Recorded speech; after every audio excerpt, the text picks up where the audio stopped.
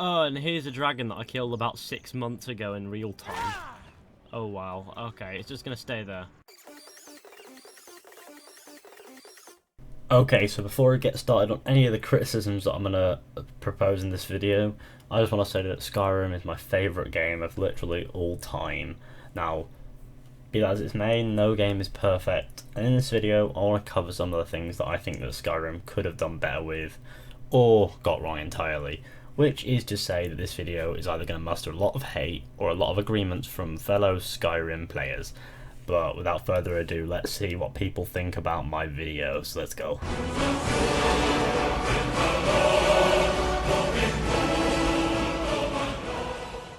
Okay, so Skyrim had a lot of glitches, and not a lot of them were minor. Well, a lot of them were minor, but a lot of them were major too.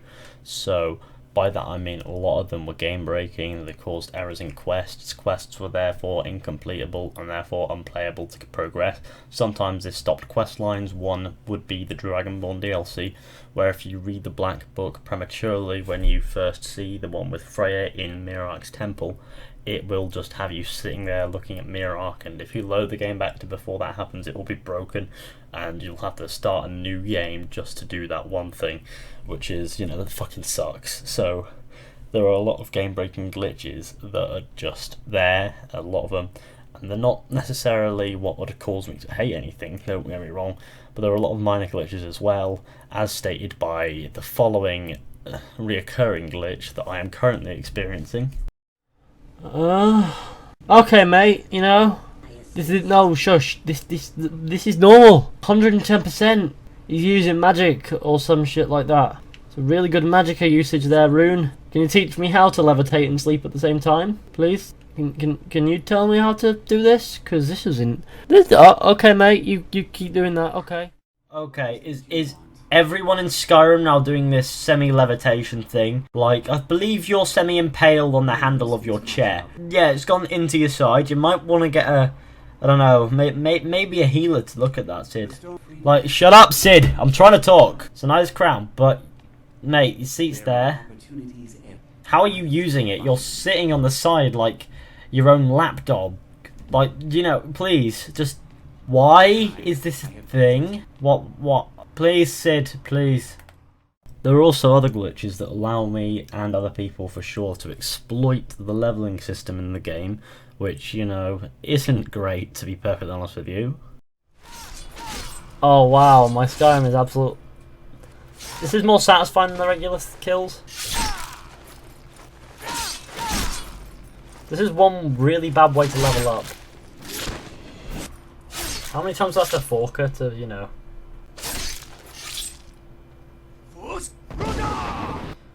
Now, although there are many glitches, they never really got in the way of me enjoying the game anyway, and it could be even buggier and I'd still enjoy it.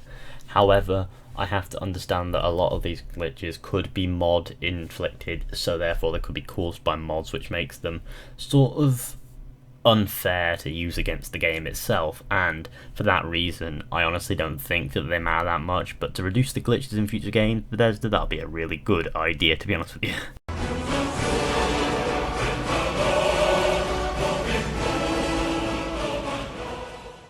Okay, so no matter what platform you play, how many mods you may have installed or whatnot, I guarantee that you've at least had Skyrim crash on you 10 times if you've dedicated at least 100 hours into it, if not more. I personally have had Skyrim crash on me dozens if not hundreds of times, which is, you know, it does sort of get in the way of your playing the game and enjoying it if the game is booting out to desktop on PC or just freezing and having a controller vibrate ridiculously. It's just, you know, it's one of those things that really did get in the way of enjoying Skyrim for me. However, I did enjoy it nonetheless, which is to suggest that Skyrim is a great game regardless of how crashy it is.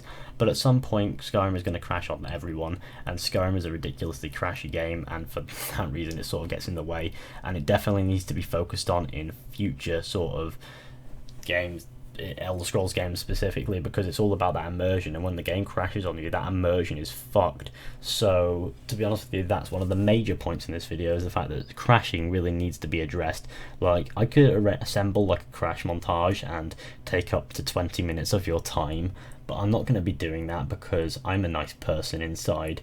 So I don't want you to see my brother's tabs either. But other than that, I suppose there's not much else to say about crashes besides from maybe, you know, suggesting that they try to focus on making the game as stable as possible alongside the glitch issue, which it comes on quite close to.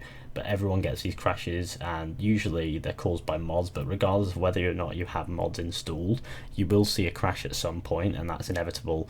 And sometimes the game breaks entirely, and I have stepped away from the game for months on end at times to sort of take a step back and fix the game, and it's not really gone my way. And then there are a few times where I have fixed it and I get back into the game, and I believe that I got more from it because I've taken a break so long. So I don't know if those crashes were intentional to take breaks, but that it's sort of redeeming. But at the same time, the crashes were annoying as shit and need to be handled, if you want my honest opinion, that is.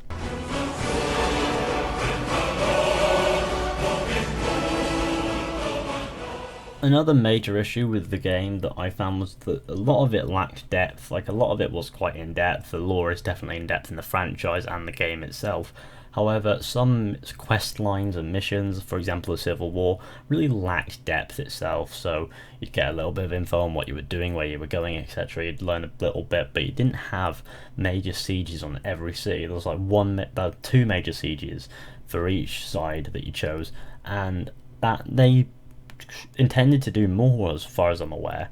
And apparently people mod to get better Civil Wars, and the Civil War was one of the quests, for example, that really lacked depth. And there are a lot of quest lines, and well, there are a lot of quests, not necessarily quest lines, that lacked that depth, but a lot of them did have depth, but some of them were quite vague. And I understand why a few of them were vague, but not a lot. Like, there were a lot of vague quests, so I understand why a few would be vague, because you need to have a bit of, you know, something quick to do to get a bit of cash.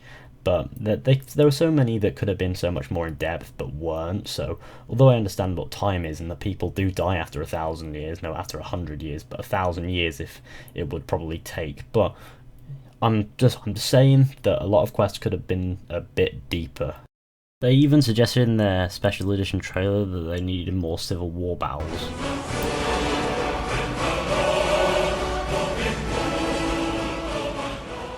Now, not on a major point, but Skyrim lacked spears, and if there's one thing that I would love to do without needing mods, is shove a fucking spear up somebody's rectum. Now, I ain't gonna complain about this much, but the spears probably would have added loads of different interesting combat stuff and kill moves, and it feels like it was a cut of content that could have been there, had the potential to exist, but just didn't in the vanilla game, which hopefully in the Elder Scrolls 6 we will be seeing spears, because I love fucking spears.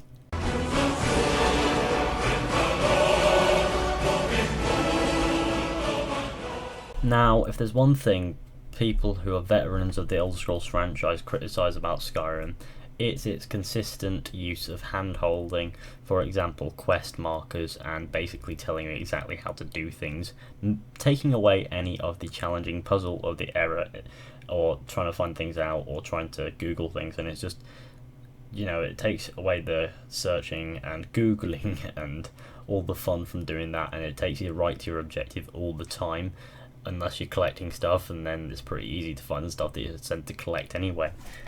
But aside from that, most combat battles and shit are all pretty easy. Stealth is a lot easier in this game than it is in previous games, and rightfully so, and I'm not going to complain about that, because stealth is probably nailed right on the head in this one. And to be honest with you, the difficulty thing, the lack of difficulty anyway, has never been a problem for me, given that I enjoy Skyrim for what it is. However, there are some points where I wish things were more challenging, which gives me a better resolve and stuff.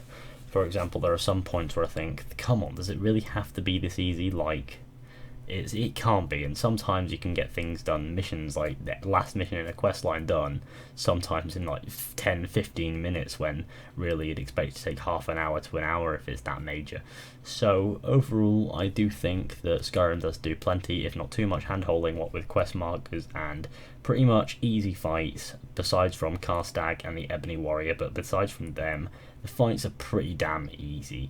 However, if you want to install like a mod, I think it's called Requiem, but I don't really know because I don't have it, then you can make Skyrim 10 times harder, at least from a combat perspective, but you will still have the hand-holding from the quest markers. And by comparison to Morrowind, this game does a lot of hand-holding and it's a lot easier. The greatest challenge in Skyrim probably comes from some of the puzzles. Now, the puzzles aren't necessarily difficult, but sometimes they can be a little bit tedious, and sometimes they don't exactly tell you what you need to be doing, which is decent, I suppose. I've had my fair share of moments where a puzzle has completely fucked me in the head, not because it's anything different, but because usually there's something around that sort of handholds you a little bit and it indicates what's going on, and because I got so used to that, at some points you sort of look around and you're looking around for ages and then you're trying to figure it out on your own, and sometimes you get pretty confused and sometimes it takes an item. So therefore in the puzzle section, I'm actually quite convinced that that's probably one of the most challenging parts of Skyrim, if I'm being honest with you, because those puzzles can sometimes be a pain in the dick because of how some of them lack the hand-holding element, but the other ones are too easy, so there needs to be like this balance. And honestly, the difficult puzzles are completely fine. I haven't got too much of a problem with them, except the rest of the game is just piss easy, and then there's those puzzles which there are like 60, 70, 80, 100 possible combinations, and sometimes less, and you have to figure it out on your own, which, you know, as always, is not going to go down well in your head, and it's going to take a while, and that's what it should do, and it adds some time to quests and stuff, and that I can't complain with. So other than that, though, the only two challenges that I can think of are Karstag and the Ebony Warrior, and maybe legendary dragons, but they're about it. The rest of the enemies are pretty damn easy. Hagravens and giants are pretty hard to face on low level, so, you know, I wouldn't suggest facing them at like level 1, but or through to 30. Well, you could probably face a Hagraven at around level 10, but a giant don't face until about level 20 to 30, because unless you want to become an astronaut, then it's just a death wish. From the start, you're pretty overpowered, and as you get through the game, you are quite powerful. And on the first playthrough, it can be quite difficult, but after that, it does get pretty easy as you level up on that playthrough, and as you play the next one, you do enjoy it a little bit more. And I mean, this is coming from the perspective of someone who did try to kill a chicken and Alvar's daughter, but at the same time, it's coming from someone who's played hundreds of hours of Skyrim, and honestly, it's not that challenging overall. There aren't many quests that I can say are too challenging.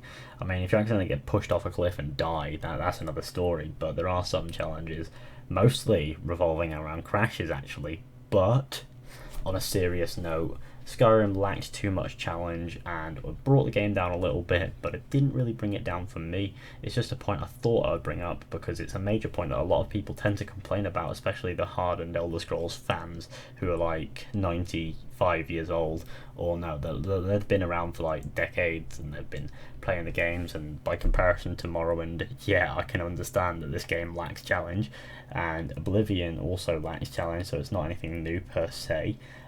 But I have to admit that Skyrim is a pretty easy game, so I'm not actually gonna try to deny that it lacks challenge when honestly it does. It lacks challenge, and that didn't get in the way of the game for me, but for other people, like I said, it might.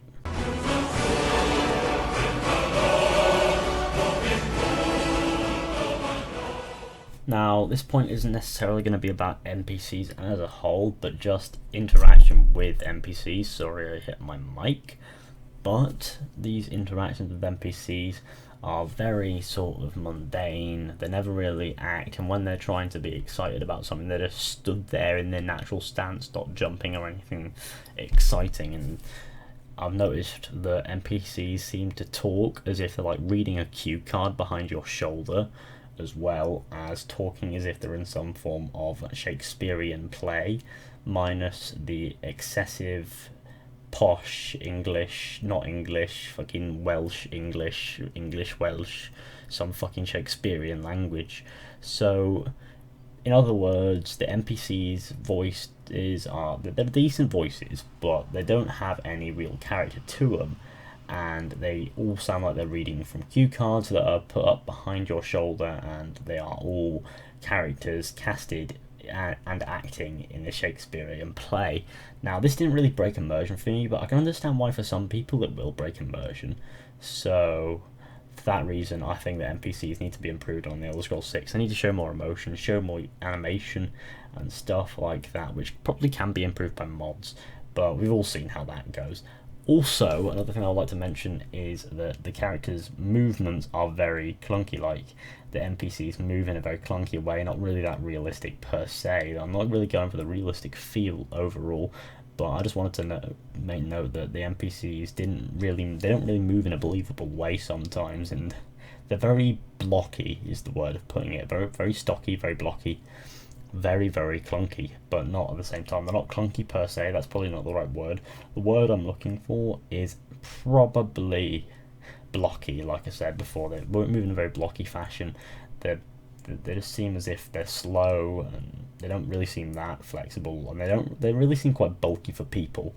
So I'm just saying that the NPCs, they all feel like they read from cue cards behind their shoulders, that they're in a Shakespearean play, and that their movements seem without animation per se, because they aren't expressive of feelings through their movements, and their movements are all generic.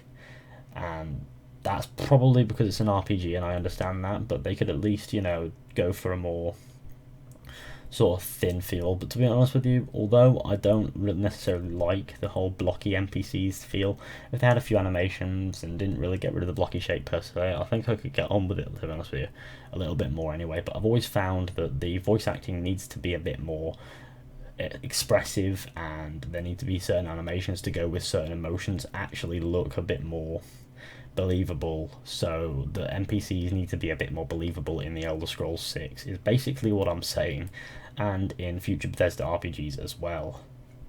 So in other words, the NPCs could do with a little bit of improving. Not that they were awful, of course, because they were going about their daily business while you were off elsewhere, and they didn't despawn and shit, and they were doing everything, and they could die, and you could get inheritance and stuff, and you could interact greatly with NPCs, make friends and stuff. And honestly, NPCs were decent, but this is one way that they could improve on the NPC system. Now, honestly, that's all the flaws that I found in Skyrim. I know it doesn't sound like many, and that I love the game, because I fucking do love the game, but there were a few things that I found that Skyrim could improve on. There are probably other things as well that I haven't covered in this video, but if you want to go ahead and talk about them, please do go ahead and comment down below what you think, and tell me exactly what Skyrim could have had that you would have wanted, and what wasn't there that should have been there, in your opinion. And give me your opinion, because I really do like your opinion. Now, don't get me wrong, I'm not trying to criticise Skyrim in any way. If anything, I'm trying to be constructively critical. So, in other words, I am giving criticism, but I'm trying to suggest how they could improve it. Now, I have suggested minor improvements in this video, so I suppose it is slightly constructive, it's not completely destructive, and I'm trying not to be negative about a game that I fucking love to death and I would die for if someone had a gun to it. So guys, thanks for watching, hope you enjoyed. Be sure to go ahead and like, subscribe, share, comment, etc. Tell me what you think Skyrim should have had that would have made it better, and what they can do to make the Elder Scrolls 6 hopefully better than Skyrim. Now, although I fucking love Skyrim and have my doubts that Bethesda can top it now, at least, I really do hope so. But thanks for watching, guys. Be sure to go ahead and like, subscribe, share, comment, and I'll see you all in the next one with another video. So thanks for watching, guys. So yeah.